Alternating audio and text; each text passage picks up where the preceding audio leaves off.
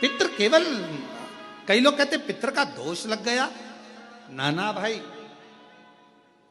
लोग केवल वर्णन करते हैं। कई लोग कह देते हैं कि शंकर भगवान को नहीं भजोगे, शिव जी को जल नहीं चढ़ाओगे, एक दिन जल चढ़ाओगे एक दिन नहीं चढ़ाओगे, शिव जी का शिवलिंग अगर घर में है पूजन नहीं करोगे तो दोष लग जाएगा, शंकर भगवान का दोष लग जाएगा। शिव कभी भी बद्दुआ नहीं देते। जैसे एक बाप एक पिता अपने बेटा बेटी को कभी बद्दुआ नहीं देते। अगर चिल्लाकर बोल भी देंगे अपनी बेटी को अपने बेटे को तो बाद में उसको वर ही देंगे, है तो बेटी ही ना, है तो बेटा ही ना। मेरा शंकर भगवान कभी बद्दुआ नहीं देता, मेरा शिव कभी बद्दुआ नहीं देता, मेरा वो घड़दानी कभी अपशब्द नहीं कहता, वो तो वर देता।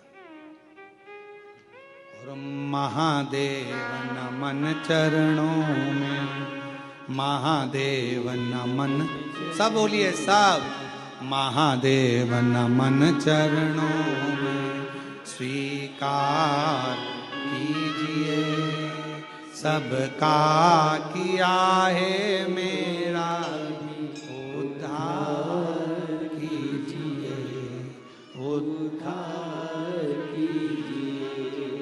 हे त्रिपुंडधारी, हे त्रिशूलधारी, हे त्रिपुंडधारी, हे त्रिशूलधारी। चरणों में तेरे बाबा जी पावन है चारों धाम, चरणों में तेरे बाबा जी पावन है चारों धाम। तेरी देव करते वंदना पूजे हैं सीताराम, तेरी देव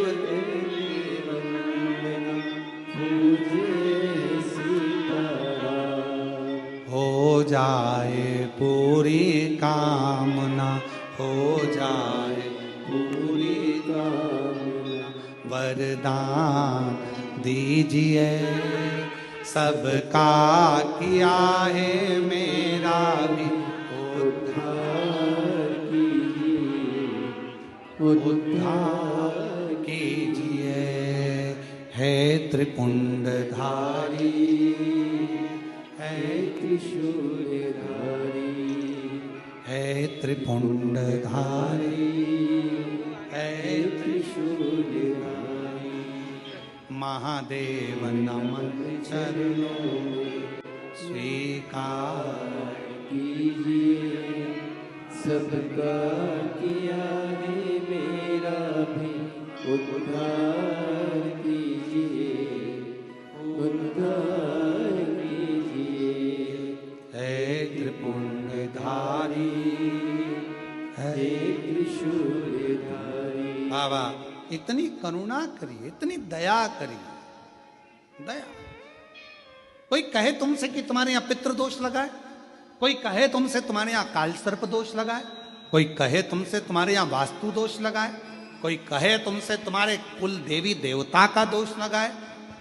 एक काम करा करो, एक चावल का दाना घर से लेकर गए, 16 दिन श्राद्ध में जब से कथा सुनी है उसी दिन, उसी पल, उसी घड़ी या दूसरे दिन से प्रारंभ कर दो। कोई कहे पितृदोष है, कोई कहे काल सर्प दोष है, कोई कहे वास्तु दोष है। एक चावल का दाना श्राद्ध पक्ष में साथ लेकर जाओ, घर से एक लोटा जल भर कर लेकर जाओ।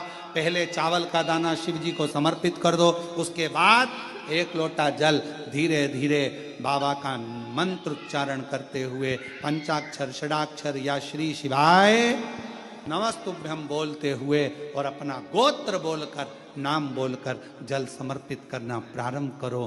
धीरे धीरे आपको खुद लगेगा कि मेरे घर का सारा दोष समाप्त हो गया है, सारा दोष, सारा दोष समाप्त। पितृपक्ष में जितना शिव की आराधना कर सकते हो, नवरात्रि में जितनी शंकर की आराधना कर सकते हो उतनी करो।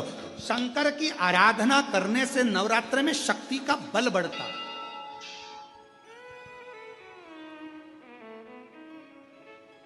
शक्ति का बल क्यों गुरुजी नवरात्र में शंकर जी की आराधना क्यों करना चाहिए? हमने कहा अगर माता रानी से जो मांगना है तुम्हें, अगर तुमने नवरात्रे में शिव जी की आराधना करिए, शंकर की कथा सुनिए, शंकर की आराधना करिए, शिव स्तुति करिए, शंकर को एक लोटा जल चढ़ाया, मां आद्य शक्ति तुम्हारे पर कृपा करेगी। क्यों? क्योंकि